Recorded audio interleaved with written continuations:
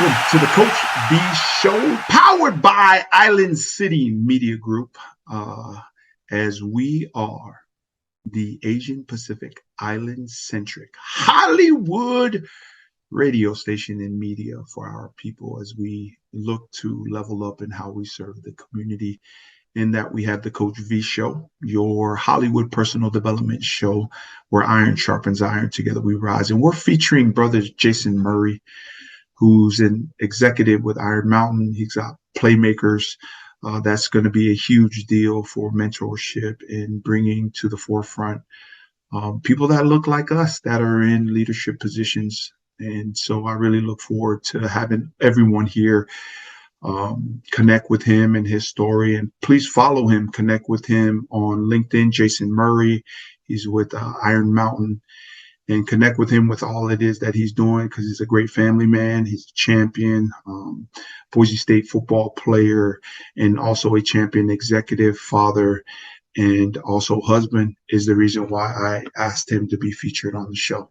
And now a word from our sponsor. Soles is more than just for saving your floors. It also prevents heel bruises and pains from unbalanced cleats. Hi, my name is Daniel Bruckner. I'm a private practice pediatrician here in Southern California, as well as the chair of pediatrics at Providence Cedars-Sinai Tarzana Hospital, and a good friend of Wendy's and also the pediatrician of her children. And I'd like to take this time to support her product, Soles. I think it's an amazing product that will benefit children greatly. And every day we see kids come from soccer practice, things like that. They don't want to take off their cleats, so they come in and I've seen accidents, I've seen sprained ankles, I've seen hurt heels, and I think that this Soles product will really help prevent those from happening, not only as a pediatrician but also as a consumer. I can't wait to get the product for myself and for my children. I think it's something that should be owned by every athlete across the country, and I really hope that everyone goes and buys it and enjoys it. Thank you. Soles will have memory foam and TPE mesh that will wrap around the cleats. After showing my product to my professional friends, I realized one thing. This isn't a product people want, it's a product people need. Soles, taking you from the cleats to the streets. Welcome to the Coach V Show, your Hollywood radio show for personal development, with expert insights and interviews to help you, me, and we work to be our best and live our best life. And offering to you through some of my insights and considerations of the featured guests we have, some of these success frameworks, life lessons, and behavioral models that, should you find value in them, that you subscribe and deploy it all over your life, leadership, and business. Here on Island City, where the beach meets the streets, and broadcast from Hollywood-Radio Studios, Hollywood, California. Today, I'm super excited to have a champion in the building and here on Zoom as we record, brother Jason Murray, who is a global managing director in the tech space for Iron Mountain, a global leader in innovative storage and asset lifecycle management and information management services, servicing more than 95% of the Fortune 500 companies out there, and 225,000 companies worldwide. That number just grabs me. He's globally responsible for the Iron Mountain new business strategy and service for some of the largest companies in the tech industry.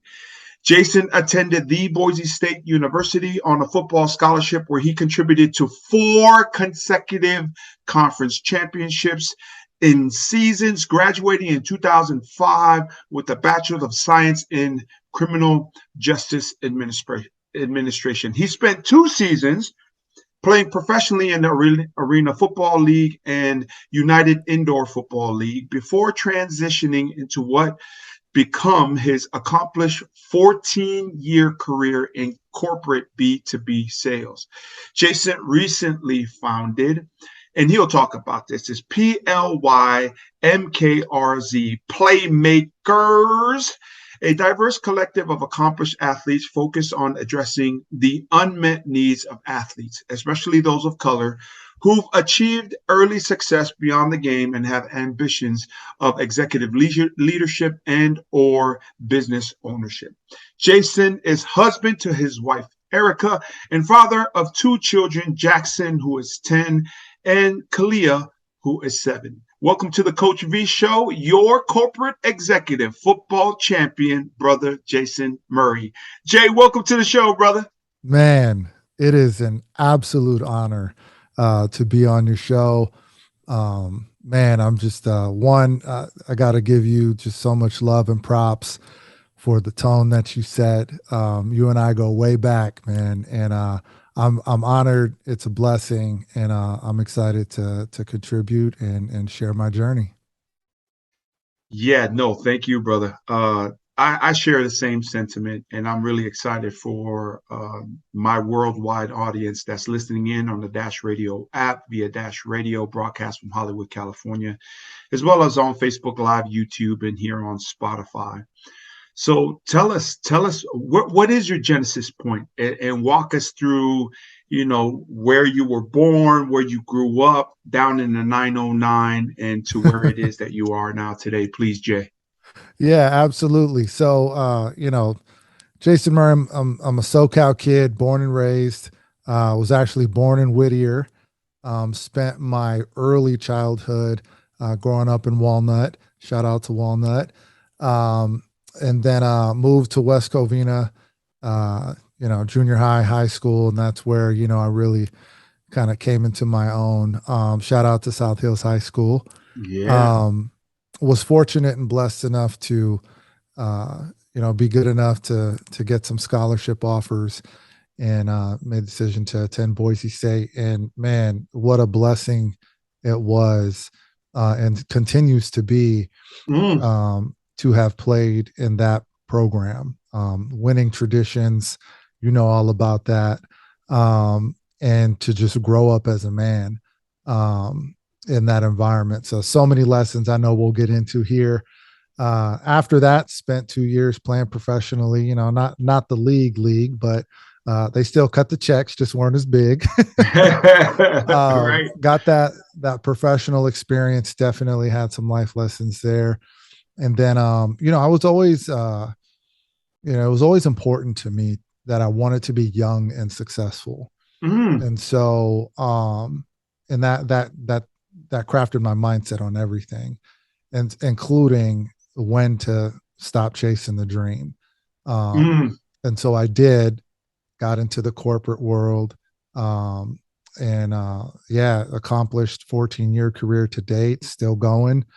A ton of lessons working for private, business, corporate America. It's that mentality, you touched on it. I know we'll talk about it later. The company that I recently founded, Playmakers, the Playmakers Collective.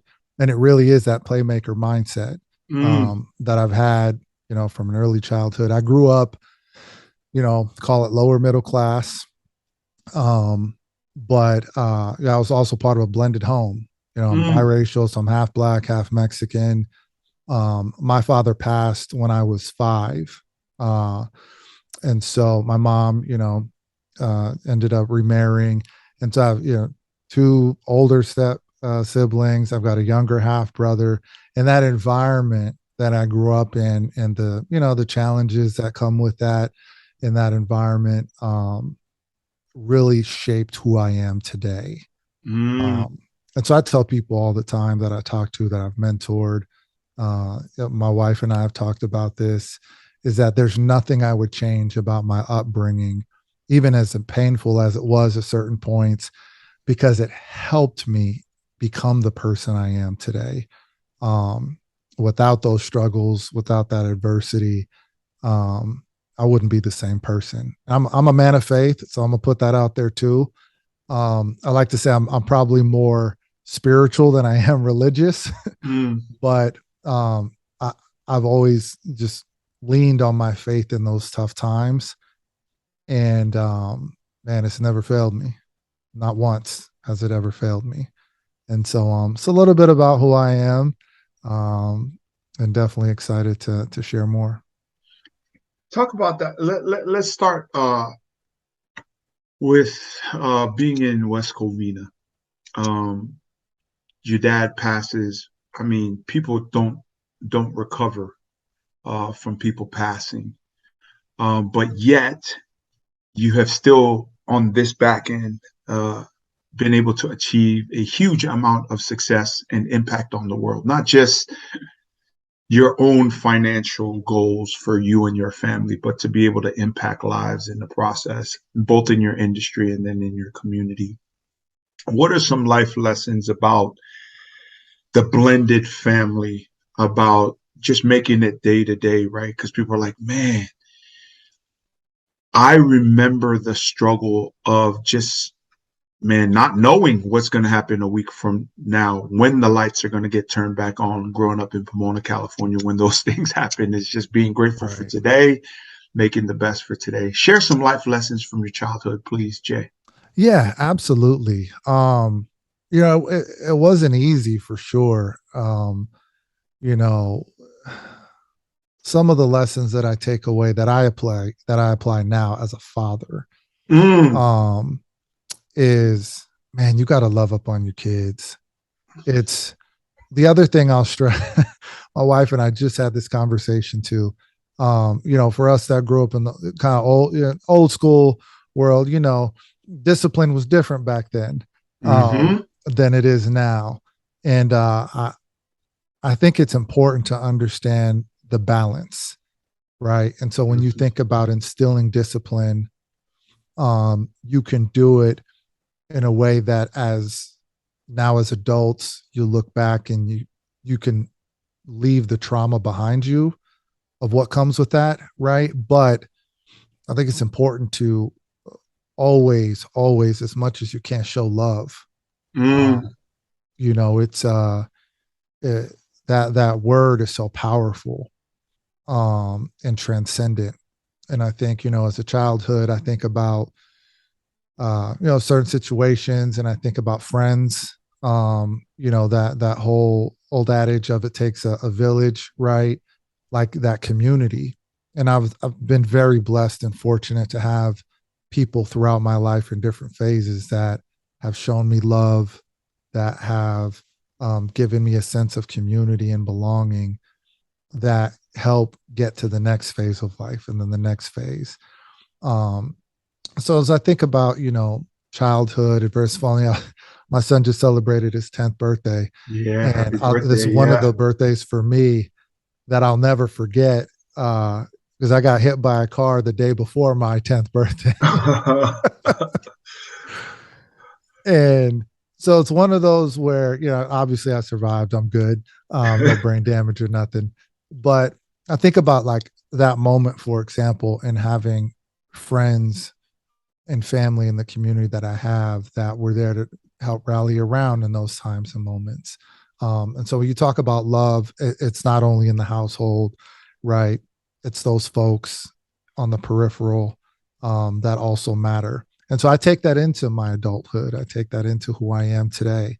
I take that into how I parent my own children as well, of, being able to instill the right discipline, the right mentalities, the right mindset, but always wrapping it in love and appreciation, for sure. I love that. Introduce us to your parents and who raised you. Absolutely. So my father, my biological father, who passed when I was 5, he's originally from the Bronx, New York. And so your early shout out to my Aunt Kim, who I love and appreciate, still living up there in Yonkers now. But so my pops is from the Bronx. My stepfather is from South Carolina. My mother is Mexican with some Spanish in the bloodline as well. And so, between my stepfather and my mother, there's different times back then. And so I think about, how I was parented, and it's not easy, the situation. My mom was a single mother for much of the time, obviously. My stepfather bringing me into his household, he had a certain way, right, of how he parents, especially coming from the South. He grew up in the Jim Crow era. of living in South Carolina. So understanding that mentality and mindset, being in SoCal, right? This is a different parenting method than obviously I use today, but that I'm always appreciative, even to this day, um, of him just accepting me and putting a roof over my head and food on the table. Yeah, absolutely. Let's go It's, names. Your yeah, birth father, stepfather, and shout out to moms and mom's name, please. yeah, absolutely. So my father's name was Calvin, Calvin Murray, and then my stepfather Charles Finney, and then my mother is Rosemary, now Finney, but was Rosemary Armis. Mm-hmm. Yeah. Yeah, shout out to the family. Shout out to Walnut. Shout out South Hills High. Shout out Westco. Shout out 10th Westco. Freeway. That's right. Man, that was my hood, man. I grew up right over the hill in Pomona. Yep. And man, we had many after football games. When I could find somebody to give my non-car ass a ride over to In and Out off Barranca, we'd come over there because it was the biggest one back in the days. That's the spot.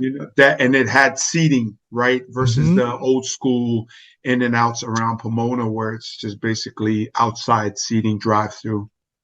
So thanks for sharing that.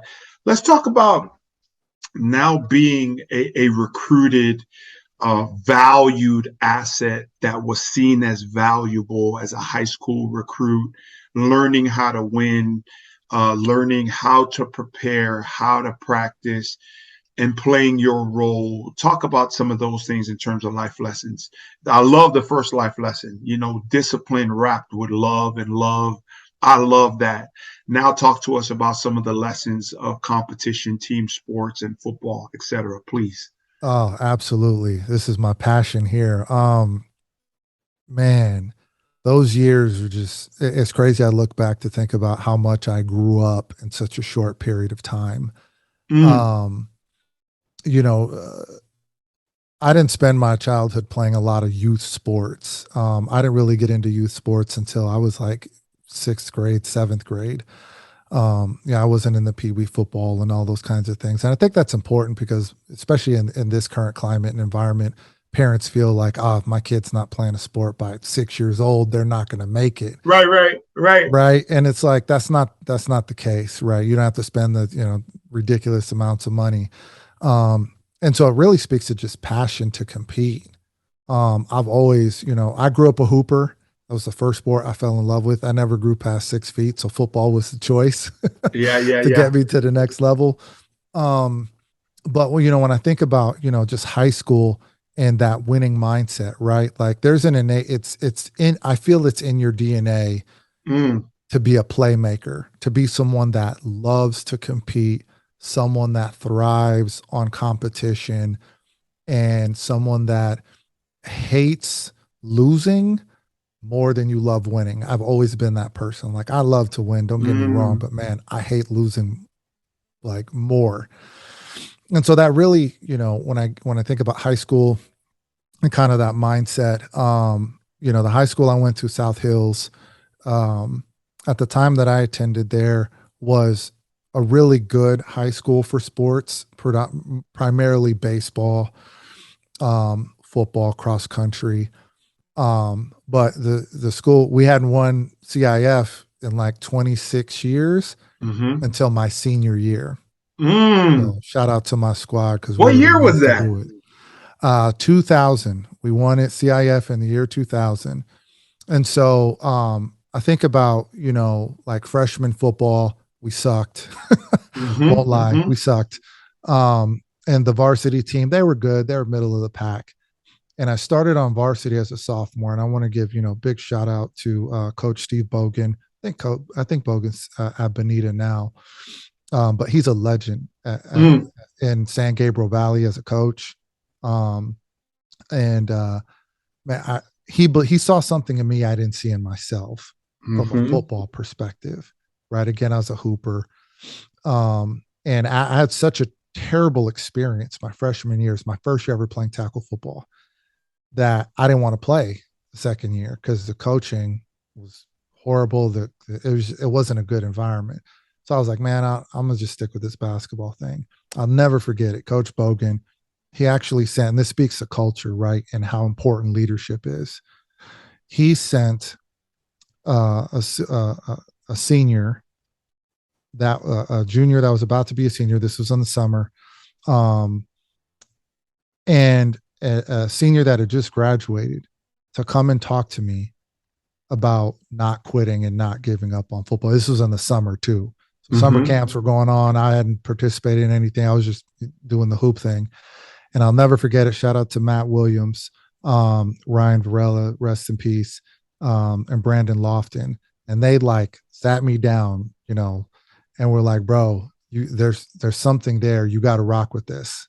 Because come out for summer camp. I know freshman football sucked, man. It was don't worry about that. Like, we got something good going on here. So I trusted them. They took me under their wing. I finished up like the last summer, a couple of passing tournaments, and ended up starting on varsity as a sophomore. And I'll never forget this too. We showed up to get our numbers right as camp was starting. And Coach Bogan had the number 3 saved for me.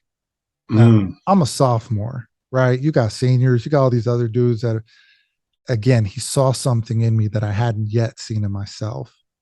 And so fast forward, sophomore year, we were okay. Junior year, I step into the spotlight and start to shine. We get a little bit better. That year we lost to Brea Linda in the second round of the playoffs. Senior year comes around.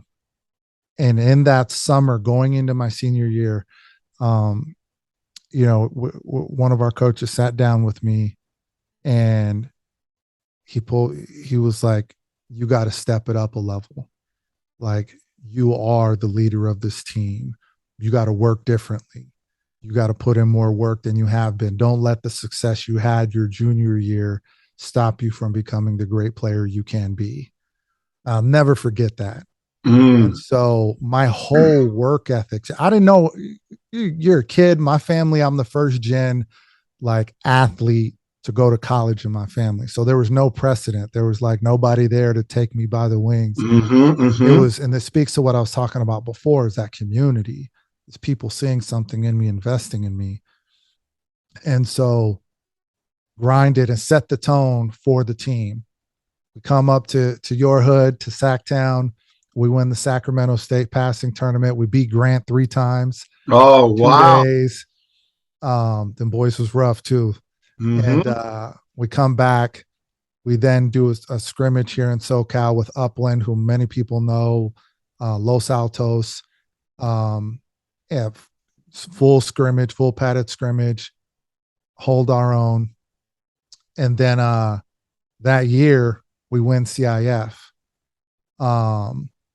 And actually all 3 of us, Upland, Los Altos, and South Hills, we all won our divisions in CIF. I was the CIF player of the year, all kinds of accolades, and, got recruited by a few schools and was blessed enough to attend Boise State. But, I think about the lessons and like just the winning mindset, the culture. Cause when I first got to South Hills, it's not like modern day, right? Or Bosco. Like now you get kids getting traded to schools and stuff. It's completely different back then than it is today. But that mindset was developed.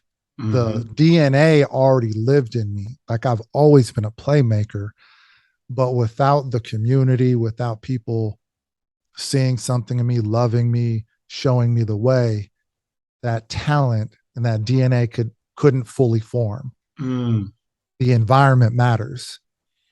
And the leadership matters. And it's a huge credit to the coaching staff, and specifically Coach Bogan, who's always had a phenomenal staff.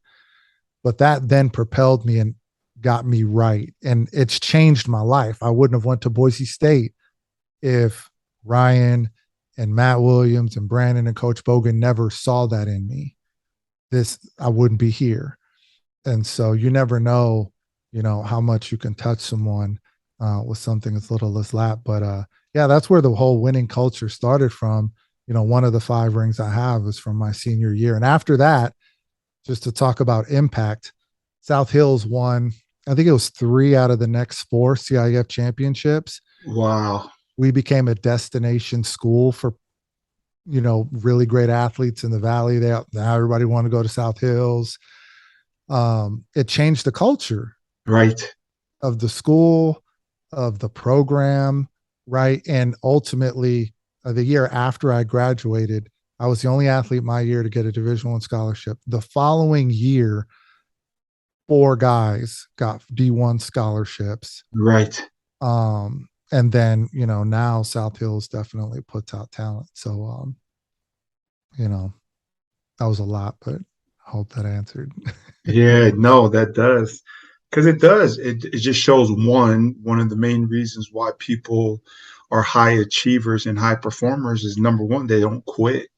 We can call it consistency, we can call it discipline, but it's showing up every day, not knowing if it's going to freaking work out or not, but just getting after it anyway. I mean, that's how marriages stay together. That's how good parenting works. And that's how great corporations are built. Whether it's the Disney Corp, where my man Walt Disney couldn't get hired because of lack of imagination, like Walt Disney, right? Mm-hmm. To Jason Murray's story, where you're just like, man, fuck, that was a bad experience. I'm not going back to football. You know what I mean? They can't even see my pretty face outside that damn face mask. I'm a hooper, right? Come on, Jay. Oh, my J is on point. Yeah. And then you get a nudging, whether it's either Grace or your family, and then in this situation, a couple of players come up and coaches are like, hey man, we love to have you. Reaffirm that you're appreciated by a coach that held a number for you as a sophomore. And then you did well as a junior, and then you're asked to lead and then really close the deal. Because everybody can talk about winning, but executing and performance is the bottom line for championships. Successful culture, I mean, is what you do.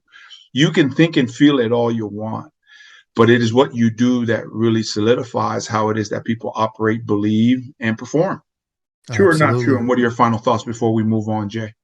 Yeah, I think final thoughts, when I just think about the earlier days of being an athlete, and becoming and cultivating that championship mentality is, it starts with that belief in yourself. You got to be a believer. To your point, you got to be resilient, to go through it. No doubt some nudges along the way, some additional encouragement definitely helps, but it starts with you. It always does. And so I think that's the first thing people got to understand is, you got to take that look into yourself, especially as you think about growing and becoming the best version of yourself. Yeah. What you get is only part of it. Who you become, that's everything right there. That's how you attract. That's how you become more efficient and effective. So that's awesome. Talk about who recruited you to come to Boise, and let's start talking about like this transition phase. The majority of the NFL guys that I've had come on the team, they say that because they went to championship college programs, and I do want to state this. I think whether at the high school level or at the collegiate level, like football teams win and lose football games. Football programs is how championships are built. There's everything it is that you said. Culture, there's a level of talent, there's a level of development and advancement that is just unrelenting. That's why people can't win all the time. That's why winning goes up and down in terms of cycles. But man, it is relentless because it's never good enough, right? But in that, they all say that transitioning from high school to college was harder because of the college programs they went to. Going into the NFL, the learning curve wasn't as big. But when they got to college, it was like, shit, that was the hardest shit I've ever done, right? And then when they get to the league, or in your case, you were playing in that arena ball. And I was there at a couple of your games when I was still there in Boise. It was a fire. They were called the fire, yeah, Boise right? Burn. Yeah, the Boise Burn. Yep. Boise Burn. Yeah, that's what happens when you're Tongan and English is your second language. But the Boise Burn. So shout out to the Burn. But talk about the transition, because I think one of the things that was very real about our recruiting while we were at Boise State is that the majority of the coaches said, man, this will not be easy. This will probably be the hardest thing you've ever done in your life. You have to earn everything. Nobody's going to give you shit. And that's how we roll in this culture. And if you're good for that, come. And if you don't like that, you got to go somewhere else. Talk about transition in terms of the learning curve. I mean, because what year was your first year at Boise? Remind me. 2001. Yeah, so I got there in 2003. Yeah. You were already rolling. Dinwiddie was rolling. I got to Boise, and there was a freaking culture. Like, this is how we practice. This is what we do. This is how off-season workouts go. 100% attendance. I mean, like, the standards and expectations were set.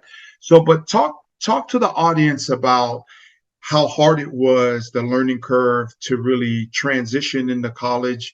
And then from there, that you are a part of a program that you had, it was tough and it was hard. Facts. Talk about that, Jay, please. Man, that transition was rough. And it was really tough on a multitude of fronts, right? So I mentioned, I didn't Wait a minute. From much. Jay Swill was there when you were there. Swill. Shout out to Swill. Quentin Michael, Juice Brown. Oh my gosh, there was some fellas, right? Man, who was that? Billy Wingfield was there, right? Bro, look, let me tell you, when I came on my visit, I'll never forget this. I played corner and receiver in high school, played both ways, right? It was all everything. I came on my visit and was watching bowl practice, and Billy Wingfield, shout out to Billy. They're practicing something. They gave Billy a reverse. And I saw him hit that corner, and I had never seen speed like that at the high school level. Right. I come from SoCal, right? Billy's from Long Beach. Billy's from Long Beach. That's a different part of SoCal where the boys run. They run in Long Beach. Man, it was crazy. And so that kind of speaks to the transition, right? That's right. In that, Coach Lawler, shout out to Coach Lawler who recruited me, saw something in me. That transition to college is rough as a high school kid. One, again, I came from, lower middle class. I don't really have money like some kids do when they go to college. So you got to figure it out financially. You got to figure out you're away from home, all your friends. I'm coming from SoCal to Boise, Idaho. Like, culturally, that's different. The weather is different. So all of that's going on. Then you talk about going from a high school program, and I think a lot of high schools do a much better job of preparing kids today than in the past, right? But stepping into a college program is way different. Everybody's phenomenal. Yeah, everybody's good. The walk-ons are phenomenal, let alone scholarship. It was Jerry a walk-on? Jerry was. Yeah. Jerry was a walk-on. He ended up being a starter, right? Tim Gilligan. I think TJ Acree was was a walk-on. Tim Gilligan was a walk-on. Gilly was a walk-on. Came in as a punter. All starters, right? Killing. Yeah, some of the legends of Boise State were walk-ons. It's crazy. At your position. Yes, exactly. So it's you got to prepare yourself. And coming from high school, right? Now you're playing against grown men. Real talk. Playing against men. Like, I'll never Chauncey Akko. Oh, shout out Chauncey. Shout out Chauncey, man. I saw Chauncey hit someone my freshman year. And I won't lie, I was frightened because he smacked somebody so hard. Shout out Chauncey, boy. Oh, yeah. Chauncey Avalos, Andy, shout out to Andy. Obviously goodness. Head coach now. So there was just that transition of the elite amount of talent. Mm-hmm. The lifestyle change, and the environment. So you touched on that. Like in Boise, it's a completely different environment. Like, we pride ourselves on a blue collar mentality. Mm-hmm. You put in the work, and Coach Pitt, shout out to Pitt. Oh, shout out Coach Pitt. Talk about environment. Talk about the weight room. Man, come on, Jay. The weight room was different. I'd never worked out like that in high school, right? Most high school programs outside of, the ones in the OC with all the money, it's not the same. Right. Man, Coach Pitt is someone that mentally, like, challenges you, emotionally challenges you. And there's only one of two paths. Either you become or are resilient and you push yourself to levels you never thought your body physically could accomplish, or you quit. And I saw a starting middle linebacker, and I'm not going to name him because he might still live in Boise. but I saw starting middle linebacker quit during winter conditioning. He couldn't take it. And so that speaks, like, this was someone that had started, Yeah. like, was good, and mentally had reached this breaking point, right? And so it speaks to the culture of Boise and why that winning tradition through multiple coaches continues to exist and live there, is because it takes a certain kind of person to step into that environment, to constantly compete. And it says a lot about the mindset of the athletes, especially back then, right? A lot of us were under recruited, not recruited, got right. always got something to prove, right? And we carry that with us through everything. And so you grind and you put in the work and you stay focused. And this is something that I've taken with me into business and being a leader in the corporate world, is being coachable. That is so important. I don't care what you do, what sport you play, corporate America, business, if you're a CEO to a frontline person, the ability to be coachable and to have the capacity to learn new things is so critical to success. It's something not many people talk about, but that's how you build winning cultures. That's how you win multiple championships. That's how you win 33 straight conference games like we did while I was there. That was crazy. You got to be coachable. Yeah. You have to be coachable, and you have to have the capacity to learn new things and put it into practice. And that's the biggest thing. Most people think being coachable is a good ability to listen to someone and not talk back. It's the ability to take the information, apply it properly, and get better results. And so all of those things are things that I picked up during my time in Boise as a part of an amazing program that I carry with me into business and have helped me become extremely successful in the line of work that I do today. Talk about, too, what you do today as it pertains to, Hawk and Pete, to their tribute, is we really did focus on developing student athletes to be better human beings, just as much as, we focused on the X's and O's and championship caliber traits, standards, and expectations in football. But believe me, right? Come on, Jay, talk about developing people to be accountable for their lives, to make you a grown man and adult, and that everybody in the program was forced to level up as people. As people compete. But don't be an ass. Don't be an asshole. Facts. Don't not be a good teammate, right? Yeah. Like, those things are just as vital in championship industries, high-performing industries, high-performing companies, high-performing football teams, and definitely the program there. Talk about some of those soft skills that, going to class, doing the things you didn't like to do to earn the opportunities to do what you love. Talk about that, Jay, please. Yeah, you bring up, the great points just about, doing the things, that are right, but are not always easy. Things that show up to class, right? So to do class checks. And we had something that, shout out to my old school Boise State alum. I don't know if they still do it, but we had this thing called commitment time. Yeah. Right. And the coaches hated commitment time as much as the players, because one unlucky coach had to go monitor commitment time. Yeah, right. So after the game time was, basically if you weren't doing what you needed to be doing off the field, showing up to class, coming to meetings on time, being a good person in the community, then you get commitment time, which basically took away your Friday nights after the game. It was gone. So from like 10 p.m. to like 2 a.m, you were sitting in the football facility doing homework, like not perusing the internet, like now sitting there with a book, looking at statistics or whatever.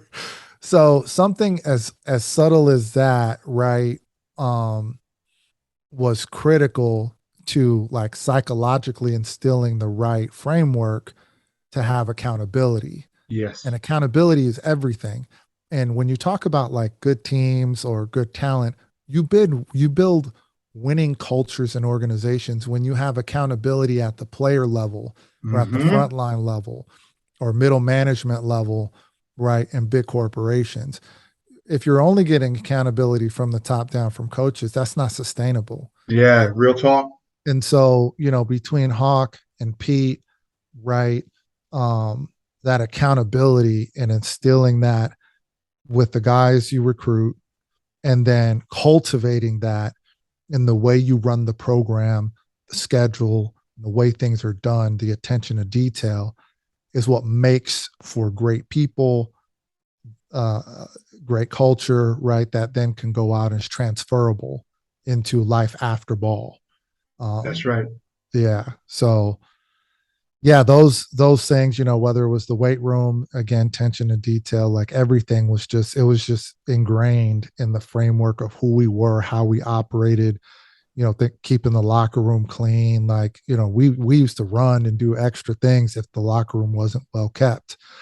So there's just so many of those examples that, again, are critical to who I am, not only in business, but to how I run my household, how I am with my kids. Like, those life lessons definitely transfer. Yeah. Talk about some of your best experiences off the field in Boise. Man, so many. I got a tight group of guys that I still talk to. But some of the experiences, like way back when I was there, we used to have this thing called Riverfest in Boise. Yeah. Which was amazing, just a celebration of the city. The Boise River flows right through, the campus.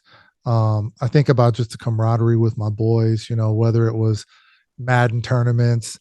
Shout out to Wes Nurse, who used to run the the Madden tournaments in his apartment. Man, there's just such a great culture of guys. We used to float the river during the summertime, just great team building. We used to go to this spot called the Big Easy on Wednesday nights. That used to be the spot when I was there.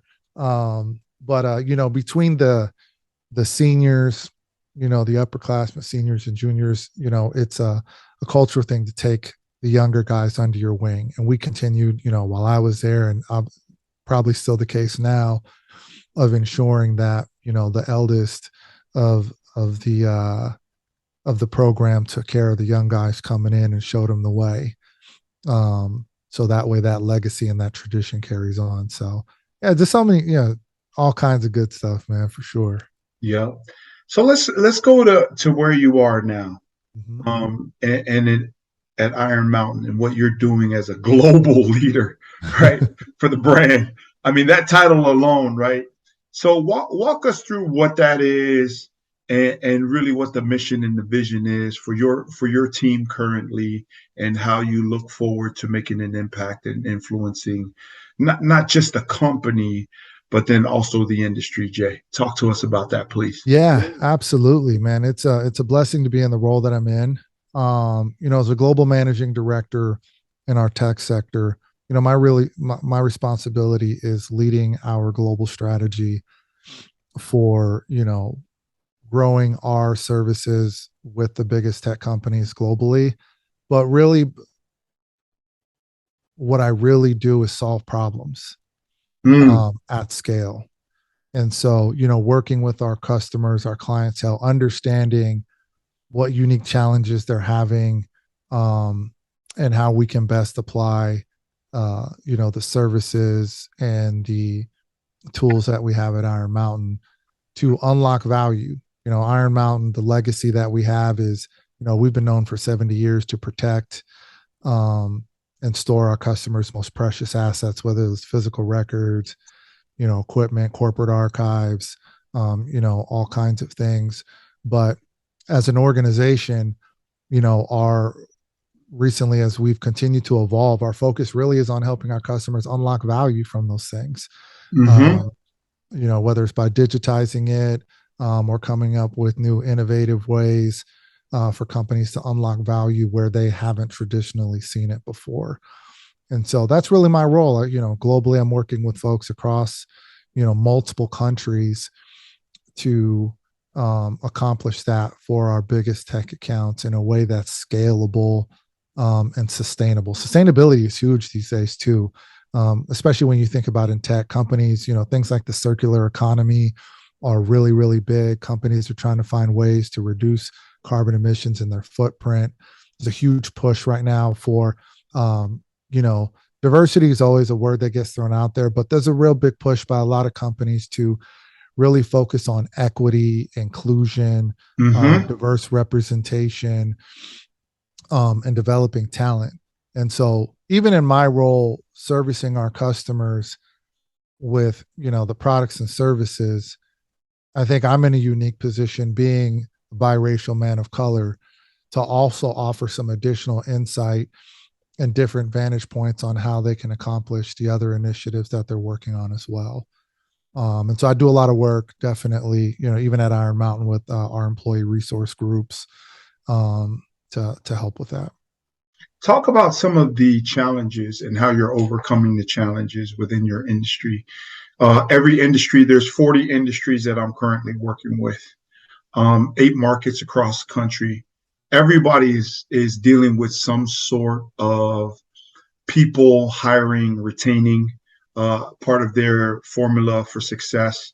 And then also the supply chain issues of getting the things it is that's required to complete projects or to start projects, et cetera. What are some of those challenges for you as an executive there, and how you're looking to really solve those challenges? Yeah, I'll start with the people part first. From a people perspective, retaining talent, getting really good talent is critical. Like, that's the lifeblood of business, right? If you don't got really good people to do the work, it becomes very hard to accomplish your goals. And so some of the challenge that I see with businesses is with the bigger ones, right? Your big corporate got thousands of employees, is they struggle with connecting and staying connected to employees, especially in this virtual, environment. It was easier when you had people in the office, right? And you can do things like a lunch or, cater things like that. But in this remote environment, that connective tissue is critical, right? That connective tissue and being able to find new and creative ways to motivate your employees. In the old school way of doing business, you could motivate in a number of ways, right? And some of them weren't exactly the best ways to motivate folks. In this new environment, it really requires leaders and companies to start with the employee experience. You got to think about what makes your people tick. Because at the end of the day, the company is a brand, but your employees didn't create the company, right? And so you got to understand, how can I get to know my people better? How can I connect what gets them out of bed every morning to our mission as a company? If you can connect that, and that's the connective tissue I'm talking about, then you can get your folks to grind and put in their all. And you don't have to worry about micromanagement or things like that. So a lot of companies are struggling with that right now when you've got a lot of layers, because there's obviously the performance things that you need to get done as a company. But I oftentimes think it gets lost, and you got to understand the people aspect and that dynamic. And that, honestly, that old saying, people have heard it, like culture eats strategy for breakfast, something to that nature, right? Like, it's true. So a lot of companies are struggling right now with, how do we maintain, develop, or cultivate the right culture to help us accomplish what we need to going forward. To the supply chain portion of it, obviously there's a lot of supply chain challenges out there right now. And that's forcing companies to rethink, right, how they do business. And that's why the circular economy then becomes important as well. Because in this role that I'm in now, I had never before heard of things like a reverse supply chain logistics. Like, those are real roles where people are looking at their products or solutions, and are there ways to repurpose that? Can we get more out of the assets that we have today than we traditionally have? So there's a whole rethinking and reevaluating of how business is done to ensure resiliency. And that's critical as well. So those two go hand in hand. got to have the right supply chain, no question about it. But man, the people part is so important. So important. Yeah. I love how those companies are struggling with the people portion, because that's how I create a lot of revenue off of that, and relationships. Absolutely. Because if we're not impacting how our people think, how they feel, what they do, how they see things, and how they say things, those five things are let alone missing all, or you're missing the communication part about appreciating your people, developing them to be the best human being they can be, advancing them professionally, and telling them, I see you, I hear you, I feel you. Man, that's why I'm killing it, right? Because they don't have the people that can convey and articulate such a message where it's really seen as genuine and real, right? And so when I help companies do that in terms from the leadership level, and I like, yeah, I'll do part of the presentation, but it's partly into you that you learn how to do this for your people, where you empower people. People live their best lives. Therefore, they bring their life's best to the job. That's how this deal works in life, leadership, and business. That's just real talk. And it's not that way because Coach V says so. But really, this is how life, leadership, and business works. And in saying COVID was the hugest challenge in our lifetime, man, Disneyland has done leveled up. There's ticketing prices now where less people go to Disneyland and they make more money because of the tiered pricing. If you get the regular pricing, there's only certain dates you could come. If you pay this pricing, you could come at any time.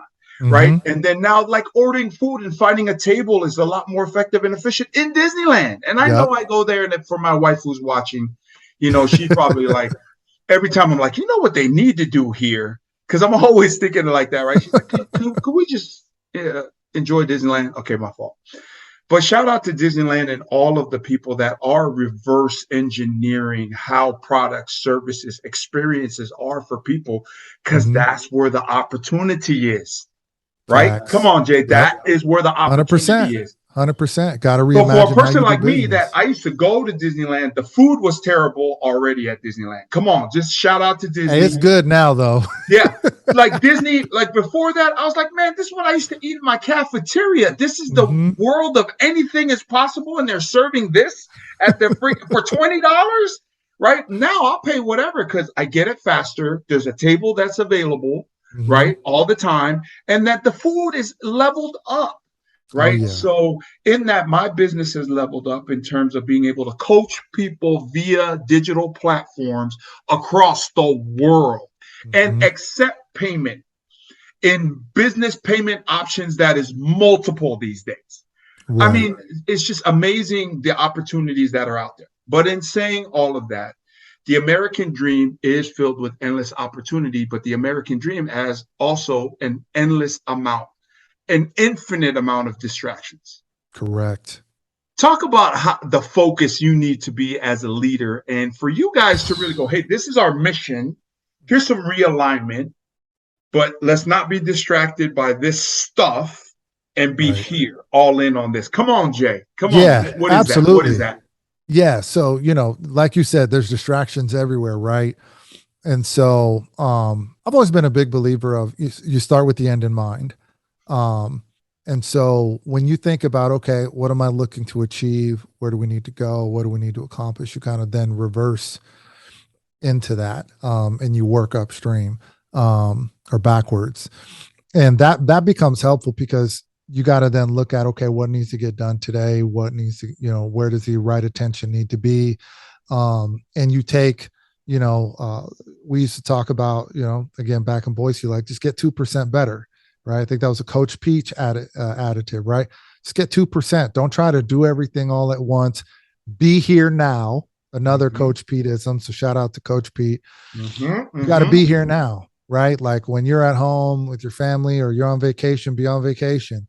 When you're here working or you're in front of your computer, whatever it is, however you get your work done, right? Be there, be present, get the job done, focus on getting 2% better. And when you do that, you look up and you've made exponential progress on things. And so when you think about if you're going to be on social media, you dedicate your 30 minutes and get your scroll on, right? But when it's time to work or transition, then be present in that moment, to be effective. Yeah, so shout out to San Gabriel Valley and whoever else says this, and we say this down at the 909, right? It's like you keep the main thing, the main thing. Yeah. In that, of all of these experiences, right, that we've talked about, you got a minute. What would be Jason Murray's executive, global outreach director, coordinator, executive, right? All of those titles. That's a huge title, man. What's your message to the world, Jay? Message to the world is serve others. Find a way to serve others in a way that's scalable, and do it with love. Honestly, I think emotional intelligence is critical. It's something I learned later in life that I wish I would have known earlier and sooner. If you can find a way to serve others consistently, then everything you're looking for and want will come. It will be there. And so that's what I focus on all the time is what's the best way that I can serve others, whether it's customers, direct reports, friends, family, right? Strangers. There's just so much fulfillment in that. So that would be my lesson to folks. It's helped me.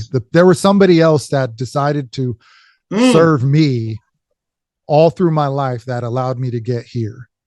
And so it's transferable across the board. Yeah.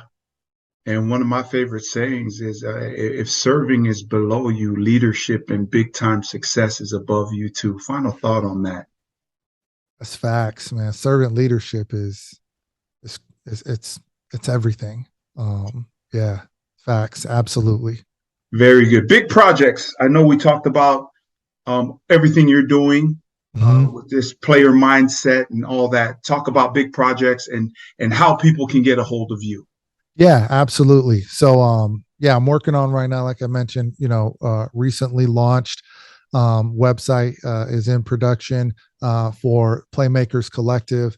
And again, for those not familiar, Playmakers, we're a community of accomplished athletes of color who possess, exceptional abilities that transcend sports, the student transferring elite athletic experience into prosperous post-game careers, epitomizing overall excellence for underrepresented communities and future generations. And really what we're looking to do is stand in the gap, right? Where there's not a lot of representation for people that look like me and you at the highest levels of business.